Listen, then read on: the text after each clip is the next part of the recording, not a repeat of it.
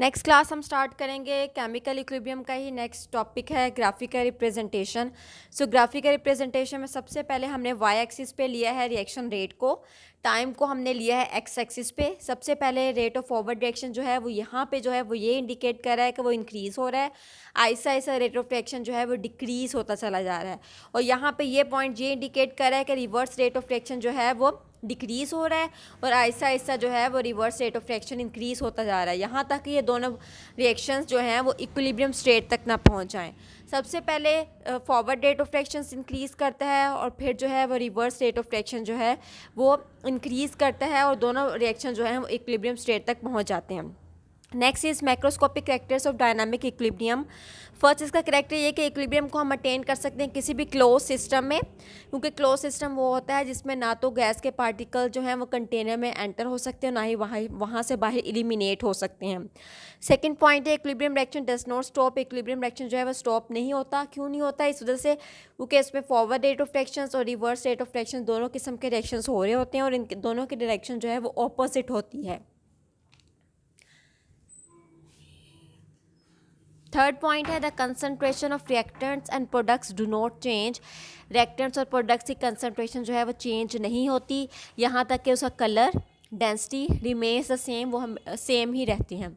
Equilibrium is attend from either side. Equilibrium को जो है वो हम किसी भी साइड से अटेन कर सकते हैं, चाहे वो प्रोडक्ट साइड हो चाहे वो रिएक्टेंट साइड हो।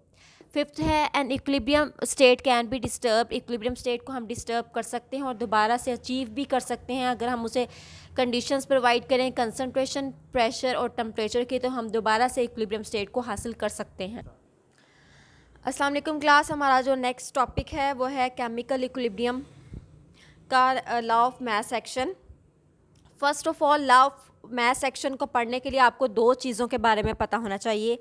First one is rate of reaction and the second one is active mass. सबसे पहले आपको रेट ऑफ रिएक्शन का पता होना चाहिए कि किसी भी रिएक्शन का रेट क्या है। यहाँ पे रेट ये इंडिकेट कर रहा है, रेट मींस कि किसी भी रिएक्शन की स्पीड कितनी है। एंड एक्टिव मास का मतलब ये है कि किसी भी सब्सटेंस का वो मास जो कि रिएक्शन को जो है वो प्रोसीड करता है, आगे बढ़ाता है, उसे बोला जाता है एक्टिव मास। दो साइंटिस्ट थे जिन्होंने chemical law of mass action को प्रपोज किया। First one is Guldberg and work. In 1869 में इन्होंने जो है लॉ ऑफ मास एक्शन को प्रपोज किया। इसकी डेफिनेशन ये है, इसको मैंने दो पार्ट्स में डिवाइड किया इसकी डेफिनेशन को। फर्स्ट वन इसका पार्ट ये है the rate at which a substance, rate mean speed, जैसे मैंने अभी ऊपर आपको बताया है, the rate speed at which a substance react, वो स्पीड जिसमें जो है वो सब्सटेंस जो है वो रिएक्ट करता है, इज़ डायरेक्टली प्रोपोर्शनल, ये डायरेक्टली प्रोपोर्शनल होता है टू द एक्टिव मास, किसी भी एक्टिव मास के डायरेक्टली प्रोपोर्शनल होता है। मिसाल के तौर पर अगर हम हाइड्रोजन प्लस ऑक्सीजन को हीट करें तो यहाँ पे हमारे पास वाटर मालिक्यूल की फॉर्मेशन होगी। यहाँ पे ये 2 जो है वो ये इंडिकेट कर रहा है कि ये जो है वो इसका एक्टिव मास है। सो वो रेट जो किसी भी सब्सटेंस का किसी केमिकल रिएक्शन में रिएक्ट करता है वो डायरेक्टली प्रोपोर्शनल होता है उसके एक्टिव मास के। जितना एक्टिव मास ज़्यादा होगा किसी भी सब्सटेंस का, उतना ही जो है रेट ऑफ रिएक्शन जो है वो ज़्यादा होगा। एक्टिव मास ज़्यादा, उसकी स्पीड ज़्यादा, उसका रेट ऑफ रिएक्शन ज़्यादा।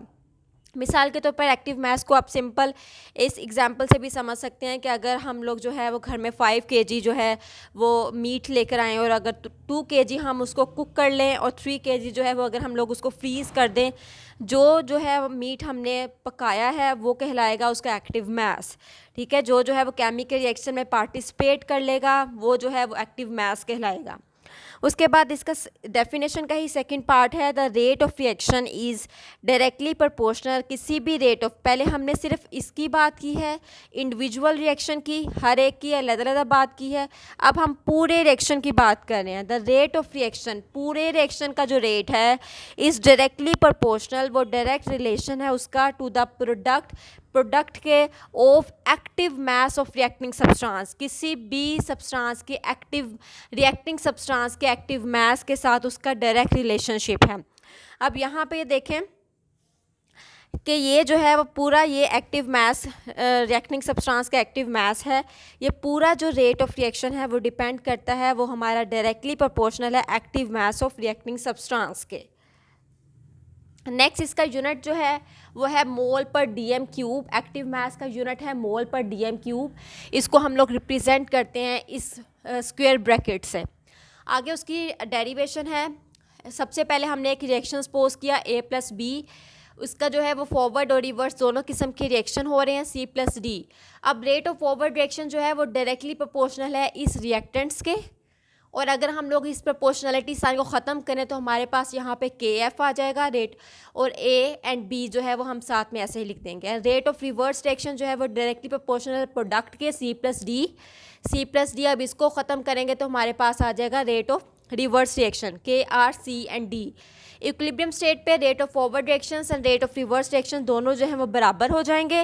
वो हमने दोनों को उसको इक्वलाइज कर दिया है। अब अगर हम लोग इसको रेशो में लिखेंगे तो हमारे पास आ जाएगा product over reactant, molar concentration of product divided by molar concentration of reactant. Next class KC is equal to KF over KR। यहाँ पे जो KF है वो ये इंडिकेट कर रहा है specific rate constant of forward reaction. KR जो है वो ये इंडिकेट कर रहा है specific rate constant of reverse reaction. And KC जो है वो ये इंडिकेट कर रहा है कि यहाँ पे KC जो है वो इक्विलिब्रियम कांस्टेंट है।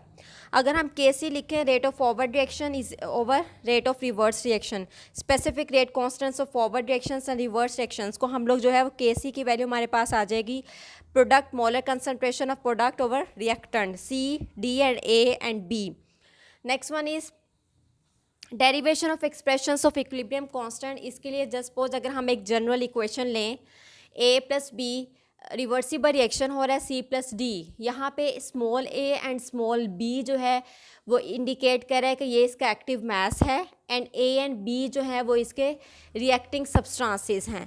According to law of mass action अगर हम लोग रेट ऑफ फॉरवर्ड रिएक्शन पहले लिखें, रेट ऑफ फॉरवर्ड रिएक्शन बराबर होगा A एंड B जो रिएक्टिंग सब्सटेंसेस है, और A एंड B जो है वो इसके नंबर ऑफ मोल्स हैं।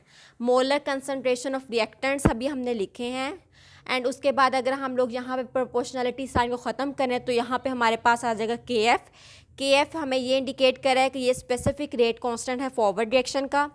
उसके बाद rate of reverse reaction is directly proportional to C and D, और यहाँ पे स्मॉल c और D इसके नंबर ऑफ मोल्स या उसके एक्टिव मैसेज को इंडिकेट करें। So R rate of reversible reaction is equal to specific rate constants of reverse reaction. KR जो है वो स्पेसिफिक रेट कांस्टेंट है किसी भी रिवर्स रिएक्शन का, और यहाँ पे जो है वो हम लोग जैसे हमने ऊपर वाली इक्वेशन में लिखा है C एंड D, तो वो एज सच जो है वो आ जाएगा। At equilibrium rate of forward reaction जो है वो बराबर है रेट ऑफ रिवर्स रिएक्शन के।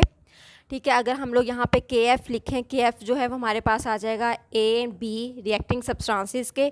ये AB जो है वो स्मॉल a भी ये शो कर रहा है कि number of moles of reacting substances या नंबर ऑफ मोल्स या उसके active mass is equals to KR C and D, और C स्मॉल d और स्मॉल C एंड D जो है वो भी नंबर ऑफ मोल्स ही को इंडिकेट कर रहे हैं। सो अब हमने जो है वो रेट ऑफ फॉरवर्ड रिएक्शन को बराबर कर लिया है रेट ऑफ रिवर्स रिएक्शन के। अब अगर हम लोग इसको जो है वो रेशो की फॉर्म में लिखें तो हमारे पास जो है प्रोडक्ट ओवर रिएक्टेंट्स की मोलर कंसनट्रेशंस आ जाएंगी। सो KC KF और KR जो है वो बराबर होता है KC के। KC जो है वो हमारे पास KC की वैल्यू आ जाएगी C D and A and B। अब KC जैसे मैंने पहले भी आप लोगों को बताया था, KC जो है वो बराबर होता है इक्विलिब्रियम कांस्टेंट्स के। सो इक्विलिब्रियम कांस्टेंट की वैल्यू जो है वो हमारे पास यहाँ पे आ जाएगी प्रोडक्ट की मोलर कंसनट्रेशन के डिवाइडेड बाय रिएक्टेंट की मोलर कंसनट्रेशन के। उसके बाद अब यही उसकी डेफिनेशन भी है कि जब हम लोग उसके बाद किसी भी जो रिएक्टिंग सब्सटेंसेस हैं, अब रिएक्टिंग सब्सटेंसेस इसमें कौन कौन से हैं A एंड B, इसकी मोलर कंसनट्रेशन पे डिपेंड करता है। वो जो है वो किसके बराबर है, रेज टू द पावर, उसकी पावर के बराबर है। वो रेज टू द पावर जो है वो इक्वल उसके बराबर है नंबर ऑफ मोल्स के। अब नंबर ऑफ मोल्स क्या है, small a and small b किसी भी बैलेंस केमिकल इक्वेशन के। सो यही हमारी डेफिनेशन है जो कि किसी भी सब्सटेंसेस के रिएक्टिंग सब्सटेंसेस की मोलर कंसनट्रेशन पे डिपेंड करती है। नेक्स्ट अब हम मूव करते हैं एग्जांपल्स की तरफ। एग्जांपल है सबसे पहले N2 plus oxygen, nitrogen plus oxygen का रिवर्सिबल रिएक्शन है, 2NO हमारे पास आ जाएगा। अब हमने जो है वो इस रिएक्शन की KC वैल्यू को फाइंड आउट करना है। KC वैल्यू वही उसी तरह हम फाइंड आउट करेंगे जैसे हमने पहले लॉ ऑफ मास एक्शन के टॉपिक में फाइंड आउट की थी। रेट ऑफ फॉरवर्ड रिएक्शन निकाला, रेट ऑफ रिवर्स रिएक्शन निकाला, और उसके बाद हमने उसकी KC की वैल्यू को फाइंड आउट कर लिया। उसके बाद यहाँ पे जो है वो ये 2 जो है वो इंडिकेट कर रहा है कि ये नंबर ऑफ मोल्स हैं या नंबर ऑफ़ मोल्स हैं या उसका एक्टिव मास है। उसके बाद अगर हम सेकेंड एग्जांपल लें, N2+3 हाइड्रोजन रिवर्सिबल रिएक्शन हुआ है अमोनिया का। अमोनिया फॉर्मेशन कैसे हुई है? अब हम अगर इस रिएक्शन की Kc वैल्यू को फाइंड आउट करना चाह रहे हैं तो उसके लिए हम लोग रेट ऑफ फॉरवर्ड रिएक्शन लेंगे। वैसे जैसे हमने पहले फाइंड आउट किया है, रेट ऑफ फॉरवर्ड रिएक्शन वो बराबर है हमारे पास specific rate constant of forward reaction और उसके बाद रिएक्टिंग सब्सटेंसेस की मोलर कंसंट्रेशन के। इसी तरह रेट ऑफ रिवर्स रिएक्शन वो बराबर है specific rate constants of reverse reaction और साथ ही उसका जो है वो प्रोडक्ट की मोलर कंसंट्रेशन हमारे पास आ जाएगी। इसी तरह हम लोग उसकी Kc की वैल्यू फाइंड आउट कर लेंगे। ये क्लास हमारा टॉपिक था लॉ ऑफ मास एक्शन, जिसमें हम लोग ने जो है वो Kc की वैल्यू को फाइंड आउट करने का मेथड जो है वो डिस्कस किया है इसमें।